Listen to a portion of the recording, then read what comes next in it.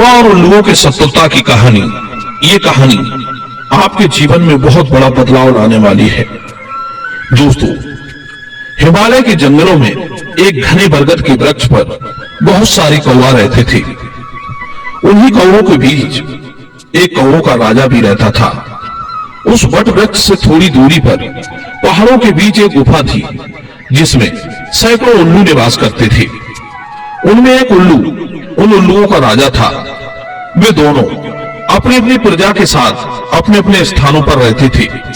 और ये तो आप जानते ही हैं कि कौवा और उल्लुओं के बीच पुश्तैनी बैर है।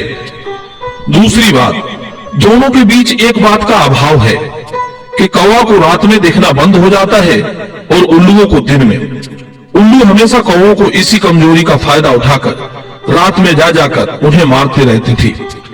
रात के समय हर रोज उल्लुओं की फौज आती और रात के अंधे कौवों को मारकर चले जाती। इस प्रकार वे हर रोज 8-10 कौवों को मार डालते थे। एक दिन कौवों के राजा ने अपने मंत्रियों को बैठाकर इस बात पर मंत्रणा की कि यदि शीघ्र कोई उपाय नहीं सोचा तो हमारे बैरी उल्लू हम कौवों का वंश अतिशीघ्र समाप्त कर डालेंगे। वे हर रोज रात में हम कौवों पर हमला करते हैं और निर्दोष कौवों को मारकर चले जाते हैं। विद्वान लोग कहते हैं, रोग और शत्रु की उपेक्षा करने पर व्यक्ति एक दिन उनके द्वारा नष्ट हो जाता है। इसलिए समझदारी इसी में है कि शत्रु और रोगों को पैदा होते ही नष्ट कर देना चाहिए, वरना तुम्हारे बलवान होने पर भी ये तुम्हें मार डालेंगे। कौवा के राजा ने अपने 5 बुद्धिमान मंत्रियों को बुलाकर उनसे इस विषय पर मंथन किया और एक एक करके उनका परामर्श लिया। पहले मंत्री से पूछा कि ऐसे मुसीबत के समय पर हमें क्या करना चाहिए। तो कौवा का पहला मंत्री कहता है, महाराज, यदि शत्रु अपने से बलिष्ठ हो तो उससे युद्ध करने में कोई फायदा नहीं है। बुद्धिमानी इसी में है कि यदि प्राण संकट में हो तो असभ्य और अप्रतिष्ठित व्यक्ति से मित्रता करने में भी कोई हर्ज नहीं होता। फिर कौवा ने अपने दूसरे मंत्री से पूछा कि आप बताओ, आपकी क्या राय है। तब कौवा का दूसरा मंत्री कहता है कि हे महाराज, मेरी राय से उल्लुओं से मित्रता का सुझाव उचित नहीं जान पड़ता। शत्रु के साथ मेल तो कभी करना ही नहीं चाहिए, क्योंकि आग को ठंडा पानी ही नहीं बुझाता, खौलता हुआ पानी भी आग बुझा देता है। वे उल्लू हमारे पुश्तैनी बैरी हैं, ऊपर से क्रूर, लालची और अधर्मी भी हैं। और नीति कहती है कि जो सच्चाई और धर्म से अलग हो तो उसके साथ मित्रता करने से हानि ही होती है। वो अपने बैर को याद करके कभी भी धोखा दे सकता है। फिर कौवा ने अपने तीसरे मंत्री से पूछा कि तुम्हारा क्या विचार है। तब कौवा का तीसरा मंत्री कहता है, महाराज, उल्लुओं के साथ ना तो मित्रता ही ठीक है और ना ही युद्ध करना ही। युद्ध लड़के हम उनसे जीत नहीं सकते और मित्रता के लायक वे हैं नहीं, इसीलिए पीछे हटना ही ठीक होगा। कौवा का चौथा मंत्री कहता है, महाराज, मेरी समझ से तो युद्ध करना, संधि करना और पीछे हटना, ये तीनों ही ठीक नहीं जचते। कहते हैं एक बार अपना स्थान छोड़ देने पर उसे दोबारा नहीं पाया जा सकता। इसलिए अपने घर में ही रहकर ही शत्रु का इंतजार करना चाहिए। जैसे मगर पानी में रहकर हाथी को भी पछाड़ देता है, बाहर आने पर वो एक कुत्ते का भी सामना नहीं कर सकता। उसके बाद कौवा ने अपने 5वें मंत्री से पूछा कि तुम्हारी क्या राय है। तब कौवा का 5वां मंत्री सुझाव देता है कि हे महाराज, हमें किसी से मदद मांगनी चाहिए। बिना सहायता के बलवान भी कुछ नहीं कर पाते हैं। बड़ों का साथ मिल जाए तो कौन उन्नति नहीं कर सकता।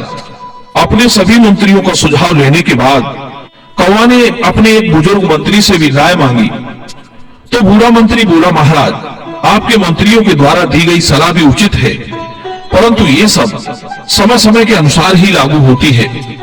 पर मेरा सुझाव है कि शत्रु को जीतने का एक मार्ग और है, और वो है शत्रु के मन में विश्वास पैदा करके उसके साथ विश्वासघात किया जाए। उसे कोई बड़ा लोभ दिखाकर उसका मन जीता जाए, फिर धोखा देकर उस पर वार किया जाए। इस प्रकार उन्हें बड़ी आसानी से मारा जा सकता है। बूढ़ा मंत्री बोला, महाराज, पहले हम अपने गुप्तचरों द्वारा उसके ठिकाने का पता लगाते हैं। फिर हमें चाहिए कि हममें से किसी एक को सिर्फ दिखावे के लिए सभी कौओं को लेकर तुम यहां से पहाड़ों पर चले जाओ। जब उल्लू आएंगे तो मैं बात बनाकर उनसे मिल जाऊंगा। वे मुझे कौओं का विरोधी समझकर अपना लेंगे और इस प्रकार मैं उनका सारा भेद पता कर लूंगा और उन्हें मारने का कोई ना कोई रास्ता निकाल ही लूंगा। बूढ़े मंत्री ने समझाया कि महाराज, आप मुझे मार पीट कर घायल करके ये स्थान छोड़कर कहीं अन्य चले जाएं। मैं किसी तरह से शत्रुओं से मिलकर उनका सारा भेद पता कर लूंगा और उन्हें मारने का कोई ना कोई रास्ता निकाल लूंगा। कौओं के राजा ने वैसा ही किया। अपने वृद्ध मंत्री से झूठ मूठ की लड़ाई लड़ी और उसे घायल करके उसे वहीं छोड़कर अपने परिवार के साथ बरगद के वृक्ष को छोड़कर पहाड़ों पर चला गया। अब वृद्ध कौवा घायल पड़ा बरगद के नीचे तड़पने लगा। कहते हैं, नए नौकरों के विनय से, अतिथियों के मीठे वचन से, स्त्रियों के झूठे रोने से और धूर्तों के कपट वाक्यों से कौन नहीं ठगा गया। इधर बूढ़ा कौवा अपना जाल बिछा चुका था। उधर उल्लुओं की गुप्तचर किरकालका ने उल्लुओं को जाकर ये खबर दी कि तुम्हारा दुश्मन अपने साथियों के साथ कहीं भागा जा रहा है। ये सुनकर उल्लुओं का राजा अपने मंत्रियों और साथियों के साथ शाम होते ही कौओं को मारने के लिए निकल पड़ा और बरगद के वृक्ष के चारों ओर उसे घेर कर खड़े हो गए। परंतु वहां उन्हें कोई कौवा नजर नहीं आया। तब उनकी नजर उस घायल बूढ़े कौवा पर पड़ी जो पीड़ा से करा रहा था। सब उल्लू उसे मारने के लिए दौड़ी तो उस कौवे ने बताया कि भाई, मेरी ये हालत मेरे राजा ने ही बनाई है। मेरा दोष सिर्फ इतना था कि जब वो आप पर हमला करने का विचार बना रहा था तो मैंने उससे कहा कि वो उन पर आक्रमण ना करे, क्योंकि वे बहुत ताकतवर हैं और आप बहुत कमजोर हैं। बस इसी बात पर उसने मुझे बहुत पीटा है। और सच बात है बंधुओं, निर्बल व्यक्ति, ऐश्वर्य पाने की चाह रखने वाले को मन में भी बलवान का मुकाबला नहीं करना चाहिए, क्योंकि इस संसार में झुकने वाला नहीं मारा जाता। दुश्मन को देखकर, सब कुछ देकर भी बुद्धिमान अपनी जान बचाते हैं। जो अपनी कमजोरी जाने बिना बलवान के साथ युद्ध करता है वही मारा जाता है। इसलिए यह भी कहा गया है कि जोरावर दुश्मन को देखकर, सब कुछ देकर भी बुद्धिमान अपनी जान बचाते हैं। जान बचने पर धन तो फिर मिल जाएगा। उस कौवे ने उल्लुओं से कहा कि मैं आपकी शरण में हूं, मारो या छोड़ो। मैं तुम्हें वचन देता हूं कि जब मैं चलने लायक हो जाऊंगा तो मैं आपको उसकी जगह ले जाकर सब कौवों को मरवा डालूंगा। उल्लुओं की यह बात समझ में आ गई। उसके एक मंत्री ने उसे जरूर कहा कि महाराज, आप इस कौवे को मार डालिए, क्योंकि नीतिकार कहते हैं कि छोटे दुश्मन को भी उसके जोरावर होने के पहले ही मार डालना चाहिए। बाद में बलवान और पुष्ट होने पर वो दुर्जय हो जाता है। दूसरी बात, मौका ढूंढने वाले व्यक्ति के पास मौका एक बार ही आता है। अगर उस समय वो चूक गया तो वैसा मौका फिर नहीं मिलता। दोस्तों, उन्होंने उसे शरणार्थी समझकर न मारने का सुझाव दिया। इस तरह उलूक राज उस वृद्ध कौवा को उठाकर अपने साथ ले आया। कौवा ने कहा, महाराज, मैं नीतिज्ञ और आपका हितैषी हूं, इसलिए आपके किले में रहना मेरा ठीक नहीं है। मैं किले के फाटक पर रहकर आपके चरणों की धूलि से अपना शरीर पवित्र करके आपकी सेवा करता रहूंगा। दर्शक बंधुओं, उल्लुओं के राजा ने कहा, चलो ठीक है, जैसी आपकी मर्जी। अब तो उल्लूक राज के आदेश से उस बूढ़े कौवा को बढ़िया बढ़िया मांस उसे रोज खाने को मिलता था। कुछ ही दिनों में वो मोर की तरह मजबूत हो गया। मूर्ख उल्लू समझ ही नहीं पाए कि ये कौवा, जिसे हम शरणार्थी के रूप में अपने किले के फाटक पर रख रहे हैं, ये हमें मारने का षड्यंत्र बना रहा है। उल्लूक का चतुर मंत्री कौवा के षड्यंत्र को समझ रहा था, इसलिए वो अपने परिवार को लेकर वहां से चला गया। कौवा रोजाना गुफा के द्वार पर एक एक लकड़ी डालता था। उल्लू लोग समझ रहे थे कि वो घोंसला बनाने के लिए लकड़ी इकट्ठा कर रहा है।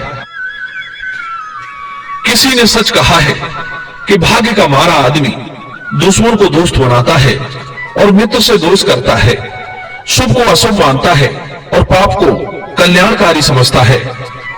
मित्रों, इधर धीरे धीरे कौवा ने गुफा के द्वार पर लकड़ियों का ढेर इकट्ठा कर दिया और सवेरा होते ही सूरज उगने पर उल्लू तो सब अंधे होकर गुफा के अंदर चले गए और कौवा ने अपने राजा से जाकर ये खबर दी कि मैंने दुश्मन की गुफा के द्वार पर लकड़ियों का ढेर लगा दिया है, अब वो जलाने लायक हो गई है। आप समस्त कौवों को इकट्ठा करके एक एक करके जलती हुई लकड़ी लेकर आओ और गुफा के फाटक पर उस घोंसले में डाल दीजिए जो मैंने बनाया है।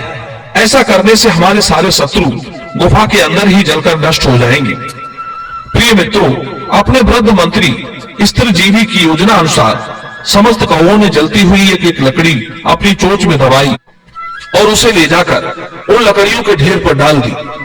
गुफा का द्वार धू धू करके जलने लगा। बेचारे दिन के अंधे उल्लू गुफा से बाहर निकलने के लिए भागने लगे और सब जलकर मर गए। इस तरह अपने शत्रुओं को मिटाकर कौवा फिर से उस बरगद पर आजादी पूर्वक रहने लगा। इस कहानी का तात्पर्य यह है कि जो मूढ़ बुद्धि अपने हितैषियों की बात को अनसुना कर देते हैं और शत्रु को मित्र और मित्र को शत्रु बनाते हैं, जो अविश्वसनीय लोगों पर विश्वास करते हैं, वो उन उल्लुओं की तरह ही मारे जाते हैं। दूसरी बात, जैसे धर्मराज युधिष्ठिर ने अपने शूरवीर भाइयों के सहित एक वर्ष राजा विराट के यहाँ सबकी सहन करते हुए चाकरी करनी पड़ी थी और अंत में हर प्रकार की परिस्थिति से गुजरते हुए अपने अधिकार को पाया था। किसी ने सच कहा है, लोभी का यश, खल की मित्रता, धन पैदा करने वाले का धन, नष्ट किए जाने वाले का कुल और व्यसनियों का विद्या बल, कंजूसों का सुख और मूर्ख मंत्री वाले राजाओं का राज्य नष्ट हो जाता है। दर्शक बंधुओं, मैं उम्मीद करता हूं कि ये कहानी आपको जरूर पसंद आई होगी। तो ठीक है, मिलते हैं अगली वीडियो में एक नई चर्चा के साथ। आप सभी का बहुत बहुत धन्यवाद। जय श्री कृष्ण।